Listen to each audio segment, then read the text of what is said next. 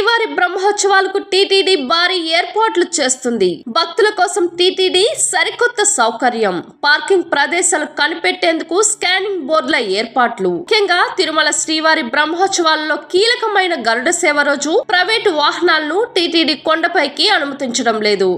ఈ క్రమంలో భక్తులు ఇబ్బంది పడకుండా ముందస్తు ప్రచారంతో పాటుగా భక్తుల కోసం ముఖ్యమైన ఏర్పాట్లు చేపట్టారు.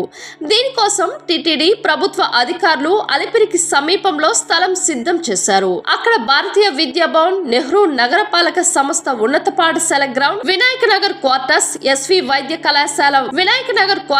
ఎస్వి వైద్య కళాశాల మైదానంలో వాహనాలు నిలిపేలా అధికారులు చర్యలు తీసుకున్నారు. అంతేకాదు టూరిస్టు బస్సులకు జూ మార్గంలోని దేవలోక్ మైదానం, బైకుల కోసం బాలాజీ లింక్ బస్టాండ్ పరిధిలో పార్కింగ్ ఏర్పాటు చేస్తుంది టీటీడీ. పార్కింగ్ ప్రదేశాల వివరాలు, వాటికి చేరుకునే మార్గాల వివరాలతో రుయా, గరుడ కూడలి, బాలాజీ లింక్ బస్టాండ్ దగ్గర టీటీడీ క్యూఆర్ కోడ్స్ ఫ్లెక్స్లను ఏర్పాటు చేసింది. ఫ్లెక్స్లో ఉన్న ప్రదేశం దగ్గర మొబైల్లో క్యూఆర్ కోడ్ స్కాన్ చేస్తే లొకేషన్, రూట్ మ్యాప్ కనిపిస్తుంది.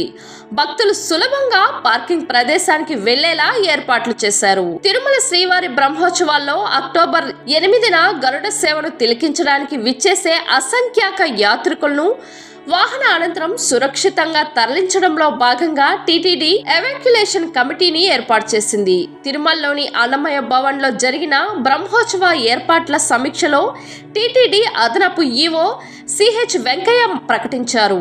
అక్టోబర్ 8న గరుడ సేవ దర్శనం పూర్తయిన తర్వాత 4 మాడ వీధుల్లోని గ్యాలరీల్లోని భక్తులను సురక్షితంగా వారి సమీప బస్టాండ్ ప్రదేశాలను చేరుకునేందుకు వీలుగా టీటీడీ విజిలెన్స్ అధికారులతో ఈ కమిటీని ఏర్పాటు చేశారు.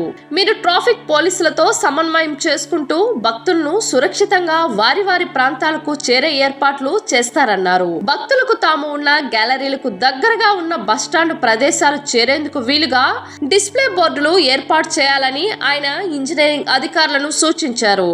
అనంతరం ఆయన సాంస్కృతిక కళా బృందాల కార్యక్రమాల గురించి చర్చించడంతో పాటు వాహన ఊరేగింపు సమయంలో గోశాల అధికారుల ఆధ్వర్యంలో నడిచే రథ, గజ, త్వరగా ఏర్పాట్లను తీసుకోవాల్సిన జాగ్రత్తలను సంబంధిత అధికారులకు సూచించారు.